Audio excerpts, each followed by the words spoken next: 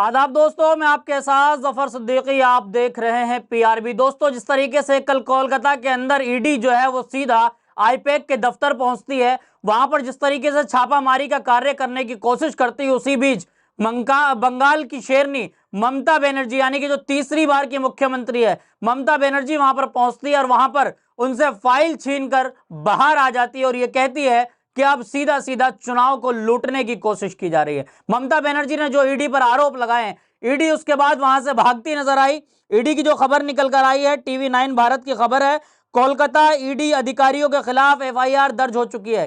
साथियों, जैसे हमने पहले आपको दिखाया था कि मुख्य चुनाव आयोग के खिलाफ कोलकाता के अंदर जो है एफआईआर दर्ज हुई और अब ईडी के खिलाफ, ईडी के अधिकारियों के खिलाफ एफआईआर दर्ज हुई है। साथियों, इस बार ईडी नहीं बचने वाली, यानी कि इस बार अमित शाह की ईडी हो, सीबीआई हो, इन तमाम के खिलाफ जो है ममता बनर्जी ने शिकंजा कस दिया है और ममता बनर्जी के तमाम लोग जो है वो आक्रमण रूप लेने शुरू कर दिया है। चाहे वो अभिषेक बनर्जी हो, पिछले दिनों अभिषेक बनर्जी जिस तरीके से पहुंचते हैं दिल्ली और चुनाव आयोग को कहते हैं उंगली नीचे करके बात करो, वही खबर निकल कर आ रही है कि जब उंगली नीचे करवाई गई और अब ममता बनर्जी का जो आक्रमण रूप देखने को मिला।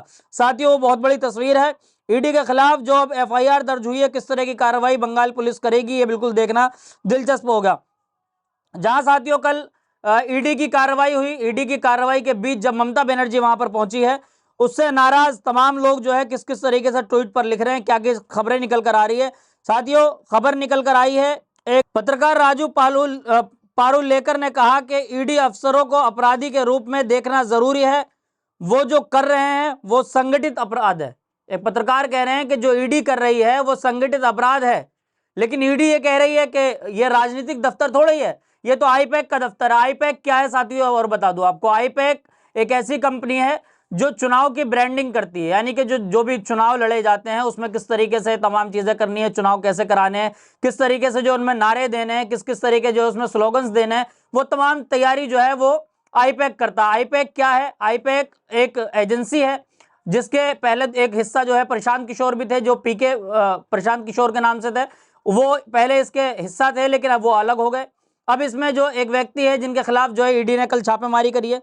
साथियों, तस्वीर एक एक करके दिखाने जा रहा हूं। तस्वीर किस तरह की है? कोलकाता में अबू साद खान लिखते हैं कि बंगाल में ईडी का बार बार इस्तेमाल किया सच में खूनी एक्शन है या फिर पॉलिटिकल प्रेशर? डेमोक्रेसी में एजेंसी का मिसयूज सबसे बड़ा सवाल है। एजेंसी का मिसयूज बता रहे हैं लोग, ये कह रहे हैं कि ईडी का जो है कहीं ना कहीं मिसयूज किया जा रहा है, ईडी जो है वो जो काम कर रही है वो ठीक नहीं है। यानी कि ईडी पर अब जो एफआईआर दर्ज हुई है साथियों, ये एक बड़ी खबर है कि ईडी को कुछ वक्त में बंगाल पुलिस गिरफ्तार कर सकती है, क्योंकि चुनाव में अभी समय बचा है, चुनाव में अभी समय बाकी है। अभी तमाम कार्यकाल जो है वो ममता के हाथ में, यानी कि राज्य सरकार के अंडर में पुलिस आती है।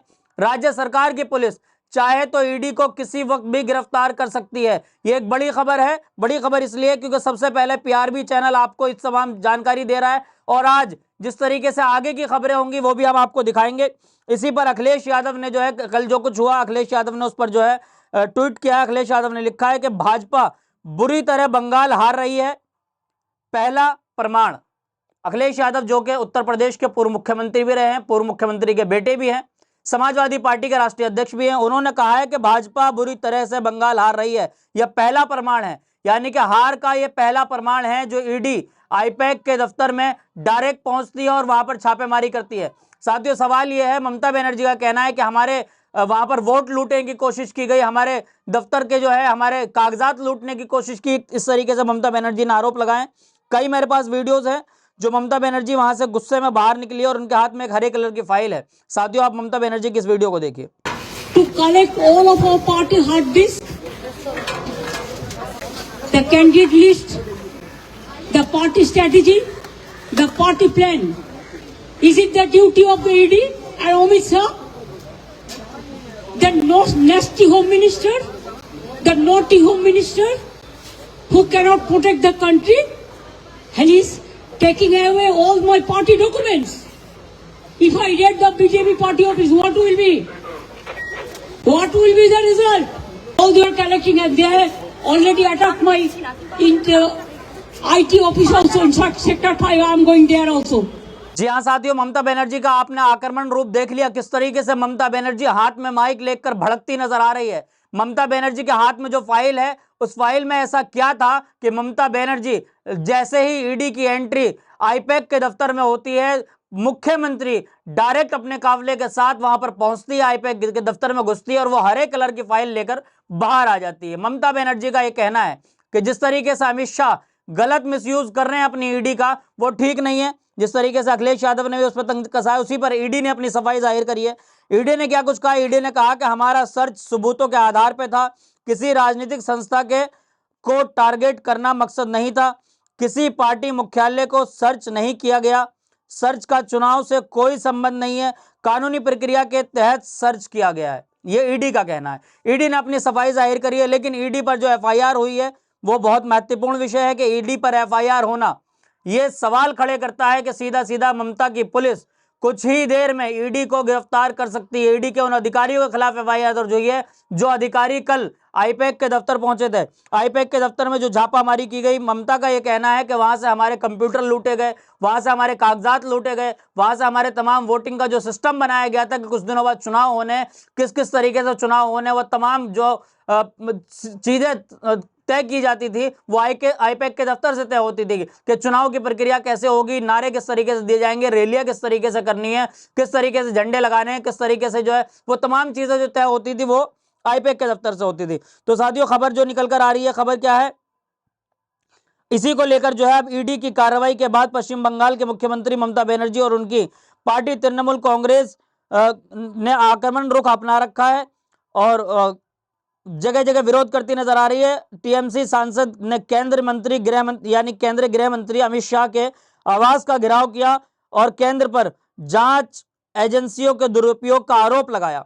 साथियों, यह खबर जो है मिरर आर्टिकल करके मिरर आर्टिकल जो है एक इंस्टाग्राम पर उनका हैंडल है, इंस्टाग्राम पर उन्होंने एक वीडियो शेयर करी है जहां पर टीएमसी के कुछ लोग डायरेक्ट मुख्यमंत्री के आदेश पर सीधा जो है गृह मंत्री का घर का आवास का घेराव कर रहे थे।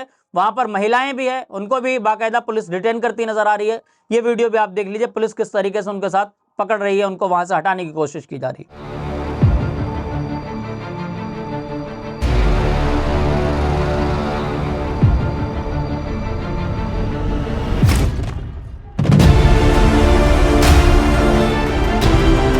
जी हाँ साथियों, तो इससे ये साफ पता चल रहा है कि ईडी पर बंगाल पुलिस का चला हंटर, जिसका डर था वही हुआ। ईडी अधिकारियों पर दर्ज हुई एफआईआर, गिरफ्तारी की लटकी तलवार। ईडी अफसर कोलकाता हाई कोर्ट पहुंचे।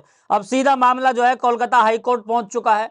कोलकाता हाई कोर्ट पहुंच चुका है, लेकिन ईडी के अधिकारियों के खिलाफ जो एफआईआर दर्ज हुई है, कहीं ना कहीं ये उनके ऊपर तलवार लटक रही है। ये तलवार किस तरफ जाएगी, क्या होगा, ये एक बहुत बड़ा सवाल है, क्योंकि सामने बंगाल के चुनाव है। बंगाल के चुनाव को लेकर जो तमाम चर्चाएं तेज है, प्रधानमंत्री मोदी हो, देश के गृह मंत्री अमित शाह हो, चाहे और तमाम बीजेपी के नेता हो, वो तमाम लोगों की निगाहें बंगाल पर टिकी है। जब से बिहार का चुनाव हुआ है, जब से लगातार बंगाल पर तरह तरह के भाषण देना, तरह तरह से ये कहना कि वहां पर बांग्लादेशी है, 58 लाख वोटों का इधर उधर कर देना, ये तमाम चीजें बंगाल के चुनाव जीतने की तैयारी है। लेकिन क्या ममता बनर्जी इस बार बंगाल की गद्दी से उतार दी जाएगी या फिर जनता के दिलों की धड़कन ममता बनर्जी ही बनी रहेगी? जिस तरीके से वहां पर एक नारा दिया जाता है कि बंगला के चाहिए, बंगला के मेके चाहिए, बंगाल की भाषा है, वहां पर ये कहते हैं कि बंगाल को क्या चाहिए, बंगाल को बंगाल की बेटी चाहिए, ये कहा जाता है। तो क्या बंगाल की बेटी वहां पर जम पाएगी या फिर प्रधानमंत्री मोदी का जो जादू कहा जाता है वो बंगाल में इस बार चल जाएगा? और ईडी को क्या सबक सिखाएगी ममता की पुलिस, यह एक बहुत बड़ा सवाल है। ममता की पुलिस के द्वारा जिस तरीके से ईडी के अधिकारियों के खिलाफ एफआईआर दर्ज हुई है, एफआईआर दर्ज होने के बाद कार्रवाई किस तरीके से होगी, क्योंकि पिछले दिनों जिस तरीके से हमने आपको दिखाया था कि कार्रवाई के लिए सीधा मुख्य चुनाव आयोग के खिलाफ भी एफआईआर दर्ज हुई है, तो बंगाल की पुलिस किस तरह का काम करेगी, किस तरीके से इन पर कार्रवाई की जाएगी, तमाम देखना दिलचस्प होगा। जब तक लेता हूं आपसे अलविदा, फिर मिलूंगा किसी वीडियो के साथ। देखते रहिए पीआरबी।